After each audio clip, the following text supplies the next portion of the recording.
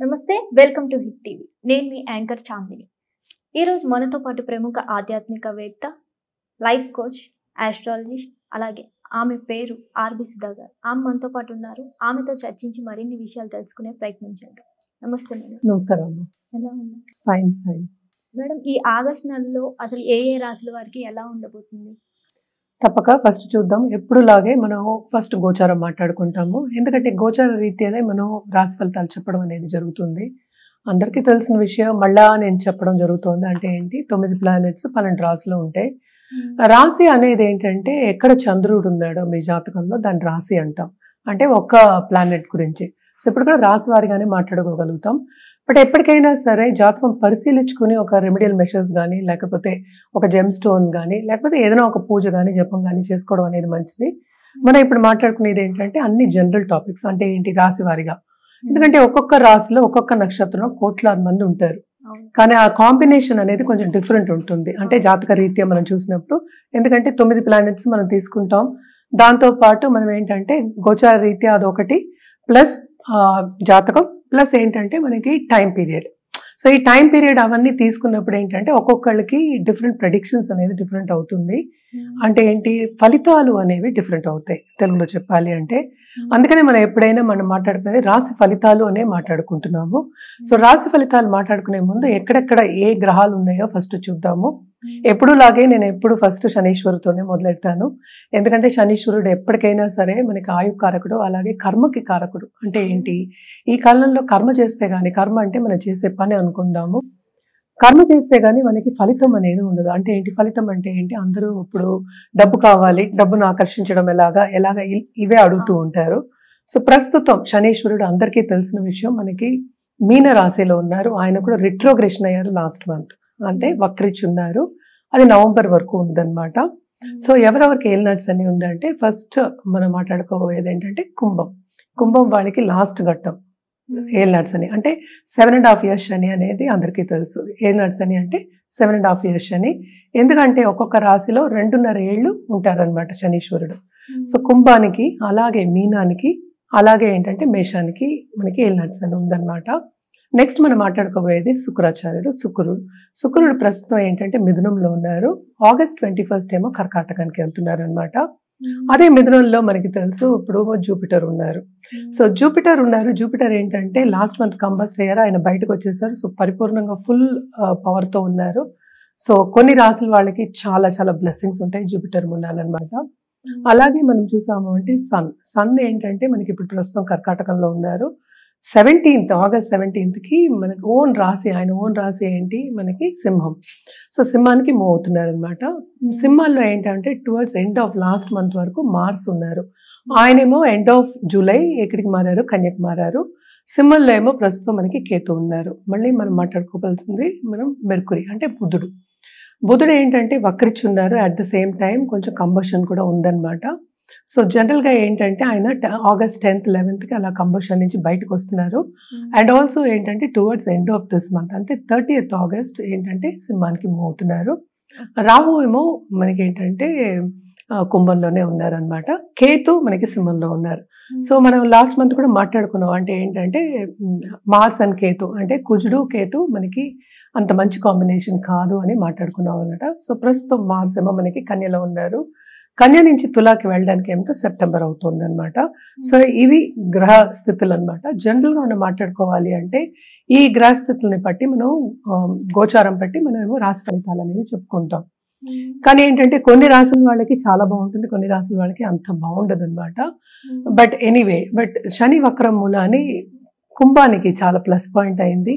And Jupiter పరిపూర్ణంగా full strength తోటి ఏంటంటే మనకి మిథునంలో ఉన్నారు కనుక సో మిథున రాశి వాళ్ళకి చాలా బాగుంది. అలాగే ఏంటంటే వృషభ రాశి వాళ్ళకి చాలా బాగుందన్నమాట. అండ్ టెలికమ్యూనికేషన్స్, జనరల్గా అయితే కమ్యూనికేషన్ స్కిల్స్ ఉన్న వాళ్ళందరికీ, సపోజ్ యూట్యూబ్ రంగం అనుకో, ఎవరైనా ఎక్కువ మాట్లాడుతున్నారు, కన్సల్టింగ్, అలాంటి వాళ్ళందరికీ జనరల్గా కూడా బాగానే ఉందన్నమాట. బికాస్ ఈ గ్రహస్థితి మూలాన్ని జనరల్ పరిహారాలు మనం మాట్లాడుకోవాలి అంటే ఎప్పటికైనా సరే మనం చెప్పేది ఏంటి, రాహు కేతు పూజలు చేసుకోండి. రాహు ఇందాక నేను చెప్పినట్టు కుంభంలో ఉన్నారు, కేతు ఏమో మనకి సింహంలో ఉన్నారనమాట. మెర్కురీ కూడా తోడవుతున్నారు towards end of this month. అంటే నెక్స్ట్ మంత్ సెప్టెంబర్కి మనం మాట్లాడుకోవాలి. But towards end of this month ఆయన తోడవుతున్నారు అనమాట.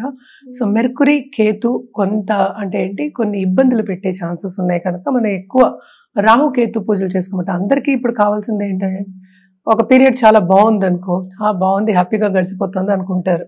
అదే కొంచెం ప్రాబ్లం వచ్చినా కూడా తట్టుకోలేరు అనమాట. సో జనరల్గా ఈ పూజలు చెప్పినా లేకపోతే ఒక జపం చెప్పినా లేకపోతే ఒక పరిహారం చెప్పావు అనుకో, ఏదో ఒకటి ఇప్పుడు నల్ల కుక్కకి ఏదో ఫుడ్ పెట్టండి, భోజనం పెట్టండి అంటాం, లేకపోతే వృద్ధాశ్రమంకి వెళ్ళి భోజనం పెట్టండి అంటాం, ఏదో ఒకటి చెప్తూ ఉంటాం చిన్న చిన్నవి. అలాగే ఏంటంటే చీమలకి పెట్టండి, ఇలాంటివన్నీ చెప్తూ ఉంటాం. ఎందుకంటే ఆ పాజిటివ్ థాట్ని మనం ఎక్కువ చేయడానికి ఇవన్నీ చెప్తూ ఉంటాం అనమాట. ఎప్పటికైనా సరే పీరియడ్ గడవాలి, బ్యాడ్ పీరియడ్ గడవాలి అంటే కనుక పాజిటివ్ థాట్ ఉంటే ఇప్పుడు వెళ్ళి ముందుకెళ్ళాలి కదా, అక్కడే ఆగిపోం కదా. ఈ నెల తర్వాత వచ్చే నెల ఉంటుంది కదా. సో అక్కడ ఆగిపోకుండా ముందుకు సాగాలి అన్నప్పుడు ఏంటంటే పాజిటివ్గా కొంచెం ఆలోచిస్తూ ఉంటే కనుక ముందుకెళ్ళడం ఈజీ అని చెప్పడం జరుగుతుంది అనమాట. సో రాహుకేతు పూజలు కంటిన్యూగా చేసుకోవడం మంచిది. అలా కాని పక్షాన్ని నవగ్రహ స్తోత్రాలు చదువుకోవచ్చు.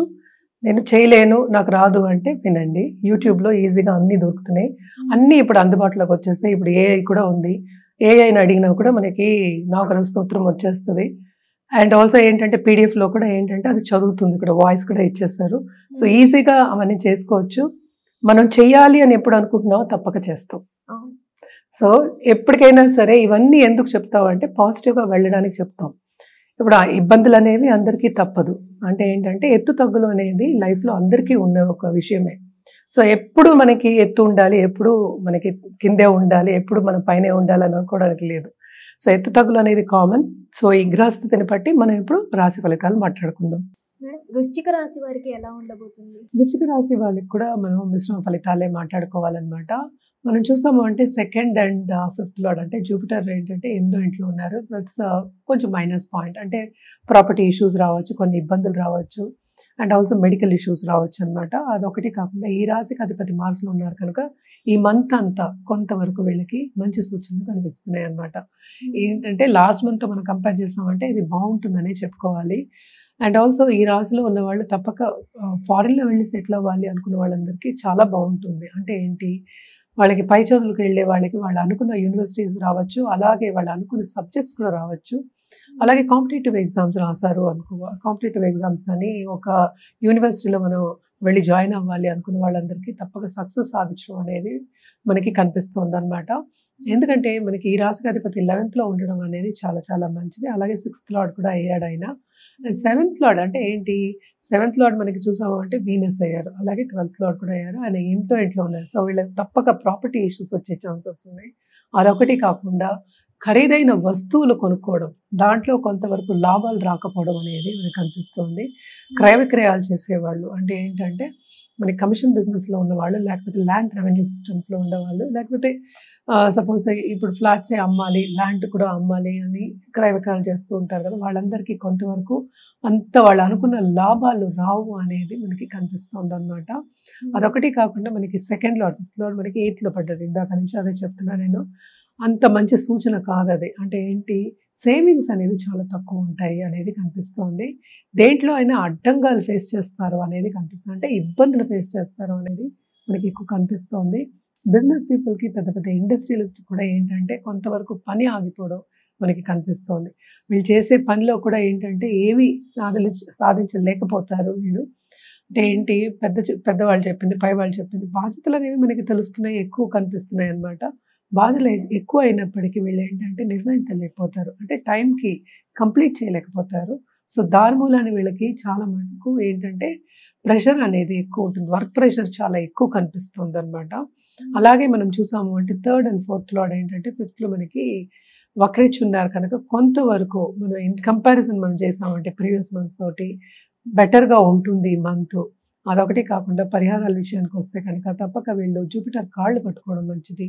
అలాగే ఎవరినైనా మనం గురువే అనుకుంటాం, అంటే తల్లిని కూడా మొదటి గురువు అనుకుంటాం. సో ఏ గురువుకైనా పూజ చేయడం అనేది మంచిది. సుబ్రహ్మణ్య స్వామికి కూడా మనం ఏంటంటే గురువు కింద మనం తీసుకుంటాం అనమాట. సో తప్పక గురు రూపానికి పూజ చేసుకోవడం అనేది మంచిది. అలాగే గురు జపం చేయించుకోవడం చాలా మంచిది అనమాట. మనం చూసామంటే 7th లార్డ్ కూడా 8th లో పడి ఉన్నారు. సో ఆయన కూడా మన శుక్రాచార్య, ఆయన కూడా మనం గురువు కింద తీసుకుంటాం. సో గురువుకి ఎక్కువ పూజ చేయడం అనేది చాలా చాలా మంచిది అనమాట. ఇవన్నీ చేసుకుంటూ ఉంటే వచ్చే కాలం ఫ్యూచర్ కూడా వీళ్ళకి బాగుంది. ఎప్పుడైనా మనం అనుకునేది ఫ్యూచర్ బాగుండాలని. సో కొంతవరకు వీళ్ళు ఏంటంటే పాజిటివిటీ అనేది చూడడం అనేది జరుగుతుందన్నమాట.